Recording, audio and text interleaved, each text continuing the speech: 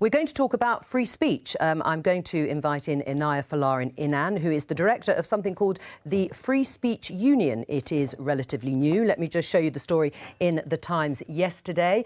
It has Free Speech Union fights Twitter witch hunts, with its General Secretary Toby Young there in the picture. Inaya, thank you for coming in. Why do we need a free speech union? What's the problem you're trying to solve? I think first and foremost it's really important to remember that free speech is a fundamental right for all people. It is the fundamental bedrock of our society, and without free speech we are not able to explore new ideas, to challenge each other and to understand each other.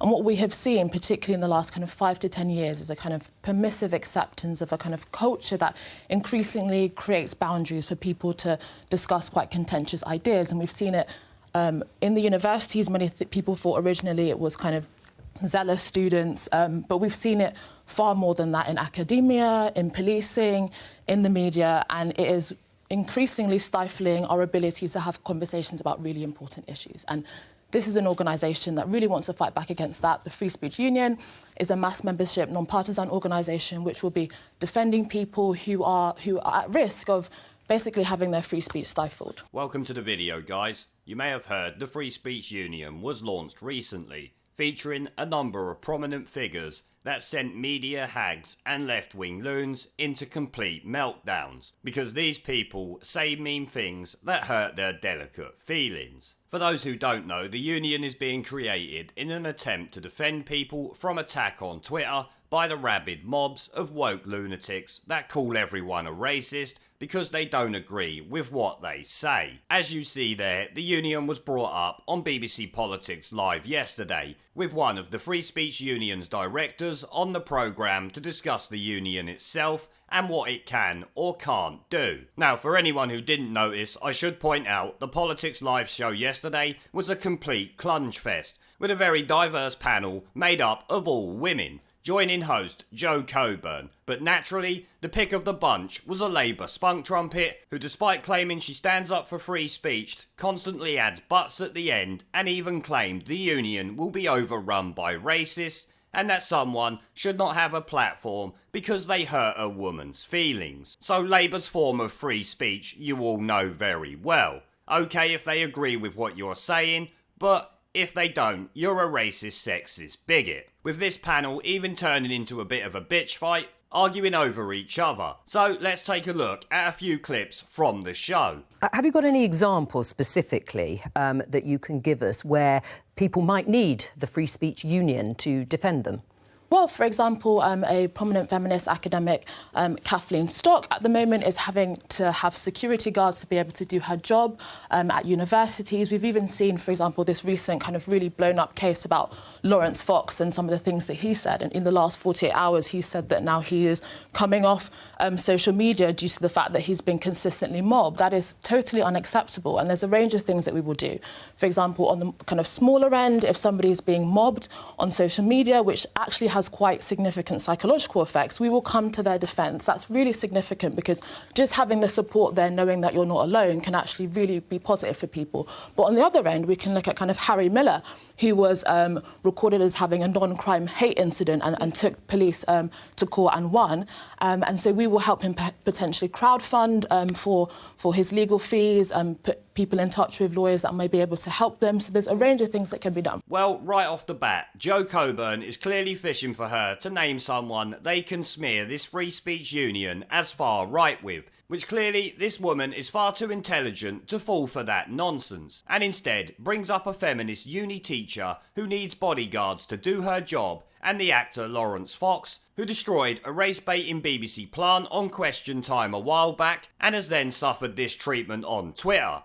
I do like how she used that story about the feminists though, instantly disarming anyone who wanted to call it a far-right organisation like some of the media outlets already are. Defending these people being attacked is the right thing to do, but the defenders will always have those who take it too far and then bring down the credibility of the movement. But the point about helping people fight cases like the Harry Miller one I covered recently is a great idea, and much easier to work out and execute then defending people from Twitter mobs without it turning into a bitch fight between the woke brigade and the defenders of free speech, which, if it does turn into mobs attacking the other mobs, it really won't help the problem at hand. So hopefully they have come up with a clever way of dealing with it. It will at least give the person suffering the attacks some support against the abuse, as you heard, and I fully agree with that. But my only concern is it could end up in the movement being smeared by the dirty smear merchants themselves, which we know the media to be. And when they do that, they instantly discredit what you have to say, even if it's factually correct, and censor your speech, which while the old media is dying out, it's still consumed by a fair number of people who are not that active on the internet to see an alternative opinion. So when the media calls someone racist, they believe it, even though the person has likely never said a single racist thing in their life. Take the God Emperor Donald Trump, who is constantly called a racist, yet I have not been able to find one thing he has said that is racist. But something the Twitter defense could be very important for is things like companies, who need to be backed up by this movement, as they are the ones who capitulate to woke lunatics on Twitter. You know, when they all decide they don't want someone speaking at an event, they force the venues to cancel the shows, or in the case of Yorkshire Tea just the other day, the Twitter mobs abused their staff and called for boycotts on their products, because a Tory MP shared a picture of it that was not sanctioned by Yorkshire Tea themselves. I must say I do like the ideas the Free Speech Union has. I hope it does well and can help people fight these lunatics. Now, let's move on and hear from a Labour shitweasel. Are you going to join up this union, Helena? I'm not going to join up this union because I think that it's there already. I believe in freedom of speech. It's a fundamental right. It's fundamental to democracy. And I am unhappy with the way in which social networks allow for abuse in ways that I think is horrifying. However, I do think that some of the people that will join your organisation will be racists who will be really wanting to use this as a cover in order to be abusive in racist ways. You will also have people... Sorry, let me finish. Yeah. You will also have people who hate homosexuals, who hate trans people. You will also have lots of people who will come on who have hostile views towards Islam. So I suspect that you will get an awful lot of very ugly views being expressed. And while I think there should be freedom of speech, it doesn't mean freedom to be abusive. And that's the difference. Well, we heard from Labour shitweasel Baroness Kennedy, who thinks we already have free speech like she would know in her entitled fucking life, with no clue what actually goes on in the real world. I love a Baroness telling me what we have and what we don't. An unelected fuckpig who likely don't know her arsehole from her earhole. But it does not take her long to try and link racists with the free speech movement, because it's an easy way to discredit them in the future.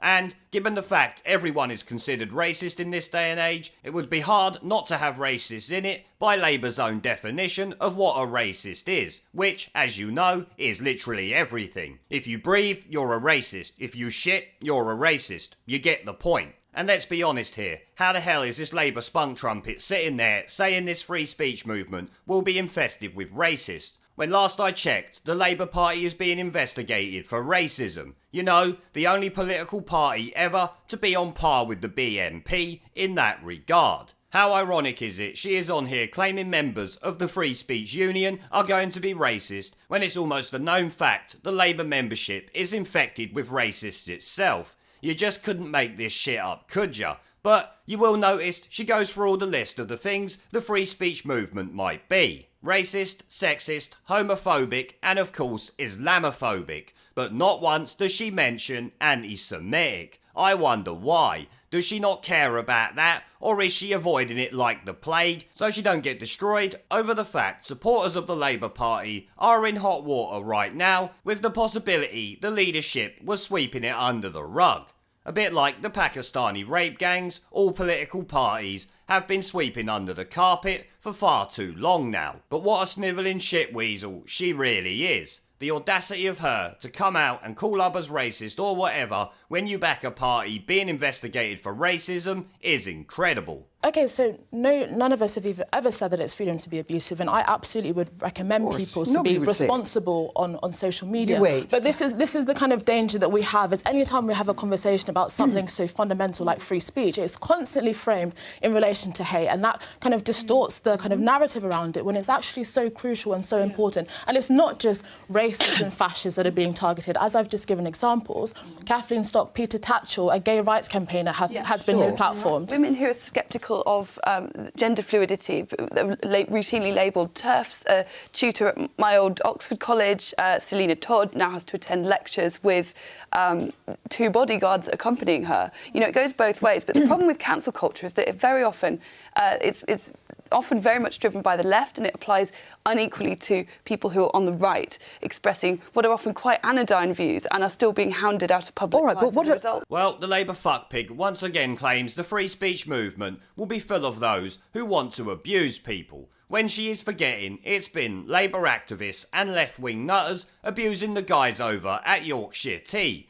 because a Tory MP shared a photo of their products, like I said. Once again though, showing she is calling others abusive when the Labour Party is likely the worst for abusing other people, especially ones they disagree with. I mean, the MPs have been abusing the electorate for the last 4 years because they voted to leave the EU. The absolute cheek of this woman. Luckily, those on the panel who are defenders of free speech quickly shut down her nonsense, citing yet more cases where people are being protected from left-wing so-called progressives who are forcing them to use bodyguards just to do their job. With the director of the union pointing out that every time free speech is brought up, the left tries to label it alongside hate speech, which you all know is 100% true. If you disagree with them on anything, it's hate speech, and expect PC Plod to come round arresting you, since you are now considered a dangerous criminal, far more important to go after than the racially motivated rape gangs or knife crime, as is the case with London and Sadiq Khan. You hear her point out even gay rights campaigners are being targeted by these lunatics, because eventually no one will be safe from it, as we all know.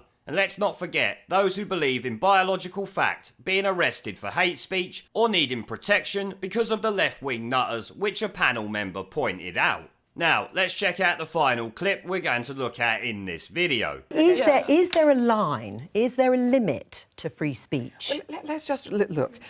Free speech is fundamental because it is out of discourse and debate that we develop our ideas as a society going forward. But we also have to treat each other with respect, and the way in which debates are being conducted now is often disrespectful. Now, the point about, for example, the guy who was employed in Downing Street saying all these rather offensive things, is that, of course, he should be entitled to say it, but not as somebody who's in a prominent position in Downing Street and associated with our leadership of this country. That's what's wrong. Toby Young complained in the newspaper article that he wrote on Sunday, saying that we have to set up this new organisation. He was unable to take up a position in the regulatory educational regulatory authority that was being created, because complaints were made about things that he'd put on his Twitter account.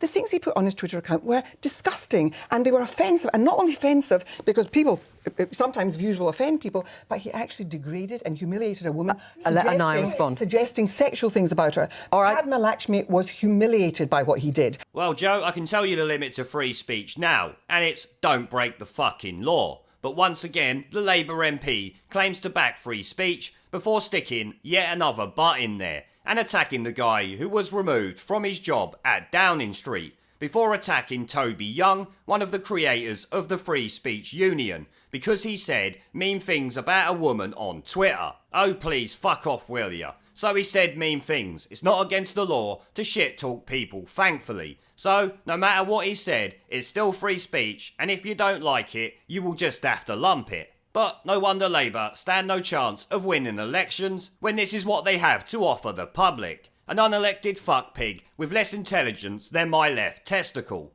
But on that note, guys, I am going to end the video there. Now, before I go, I've started doing live streams and uploading gaming content on my second channel.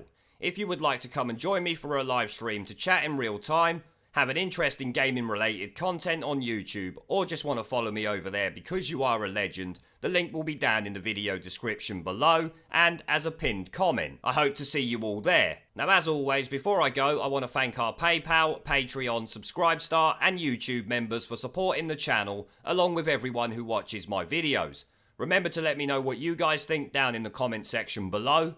Leave a like, subscribe with the notification bell and share this video as it helps the channel a lot, and I will see you all in the next one.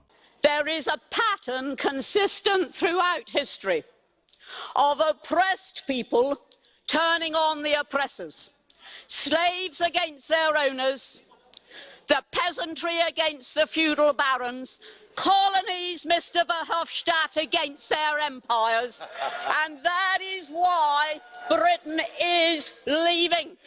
And it doesn't matter which language you use, we are going, and we are glad to be going. We're off.